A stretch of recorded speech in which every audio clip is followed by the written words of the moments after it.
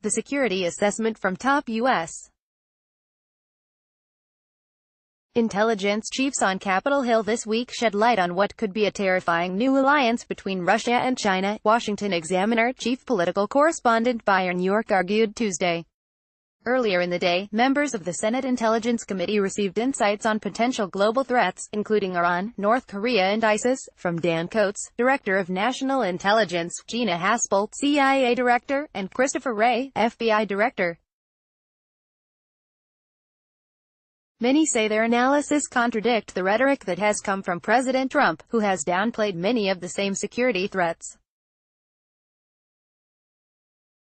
During Tuesday's special report All-Star panel, York, along with NPR national political correspondent Mara Lauzon and the Federalist senior editor Molly Hemingway, weighed in on the biggest takeaways from the intel hearing.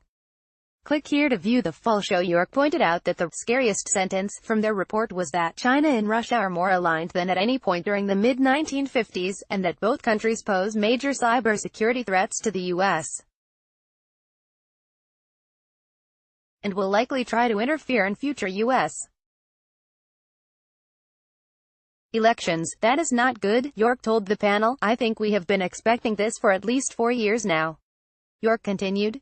One of the things that I thought was most striking about this report was that a lot of it wasn't very surprising given the news.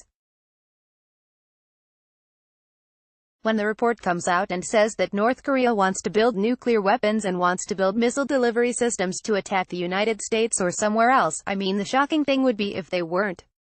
So there was a lot of news in here that we already knew. Hemingway agreed with York regarding Russia and China, acknowledging how they were linked together as the same threat, and thus represented a bigger threat to the U.S. Click here to get the Fox News app. Historically speaking, what the U.S. has always tried to do is make sure that Russia and China are not in cahoots together. It's why sometimes you're friendlier to China and sometimes you're friendlier to Russia, knowing that when they work together, that's a combined adversary that is very, very difficult, Hemingway said. Meanwhile, Lauzon said that the intel leader's assessment regarding North Korea not being willing to give up its nuclear weapons was a serious warning that is setting the stage for this upcoming meeting between the president and Kim Jong-un, Lauzon said. It's gonna be a lot harder than Donald Trump thought to get North Korea to make the kind of deal that he wants.